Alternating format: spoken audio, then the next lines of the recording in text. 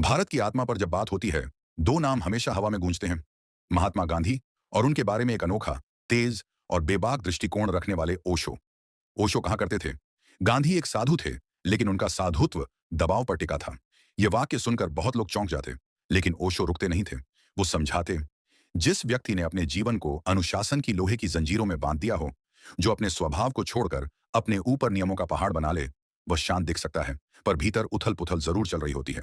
ओशो का कहना था कि गांधी ने अपने ऊपर इतने बंधन लगाए कि वो एक आदर्श की मूर्ति बन गए, लेकिन मनुष्य होना, असली होना खो गया। वो कहते, गांधी महान थे, पर महात्मा बनने की उनकी जिद ने उन्हें मनुष्य होने से दूर कर दिया। गांधी का ब्रह्मचर्य, उनका उपवास, उनकी तपस्या, ओशो के अनुसार ये सब स्वभाव से नहीं बल्कि संघर्ष से जन्मे थे। ओशो एक कहानी सुनाते, जब गांधी ने ब्रह्मचर्य का संकल्प लिया, तब वो 40 साल से ऊपर थे। किसी नदी को अगर बचपन से ही मोड़ दो, वो अपना रास्ता बदल लेती है, लेकिन 40 साल तक जिस नदी ने बहना सीख लिया हो, उसे मोड़ना एक युद्ध है। और गांधी ने अपने भीतर वही युद्ध लड़ा। ओशो कहते थे कि गांधी ने पूरे भारत को अहिंसा का पाठ पढ़ाया, लेकिन उनका अपना मन कभी कभी हिंसक इच्छा, दबे हुए आवेग और अनकहे संघर्ष की आग से गुजरता था। पर यही बात ओशो को गांधी की तरफ भी खींचती थी। वो मानते थे कि गांधी अद्भुत इच्छा शक्ति वाले इंसान थे। इतनी इच्छा शक्ति कि उन्होंने अपने भीतर की हर लहर, हर तूफान को रोकने की कोशिश की, और इसी प्रयास ने उन्हें एक विशाल व्यक्तित्व बना दिया।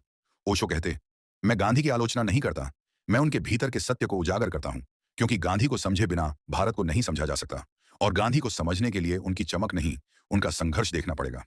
गांधी एक ऐसे व्यक्ति थे जो खुद को लगातार तराश रहे थे, एक मूर्तिकार जैसे अपने ही पत्थर को काट काट कर आदर्श बनाने में लगा हो। ओशो यहां एक गहरी बात कहते हैं, गांधी ने भारत को आजादी दी, लेकिन खुद अपने भीतर कभी आजाद नहीं हुए। वो नियमों के बंदी थे, और यही बात उन्हें अलग भी बनाती है, महान भी और त्रासदीपूर्ण भी। ओशो की यह बात सुनकर कोई गांधी का विरोधी नहीं बनता, बल्कि गांधी को एक इंसान की तरह देखने लगता है। एक ऐसा इंसान जो महान था, पर महान बनने के लिए खुद से लड़ता रहा। अंत में ओशो कहते, गांधी को पूजने की नहीं, समझने की जरूरत है, क्योंकि जब तुम समझते हो, तभी किसी इंसान की रोशनी और अंधेरे दोनों दिखते हैं, और सत्य हमेशा वहीं छिपा रहता है, जहां रोशनी और अंधेरा मिलते हैं। और यही है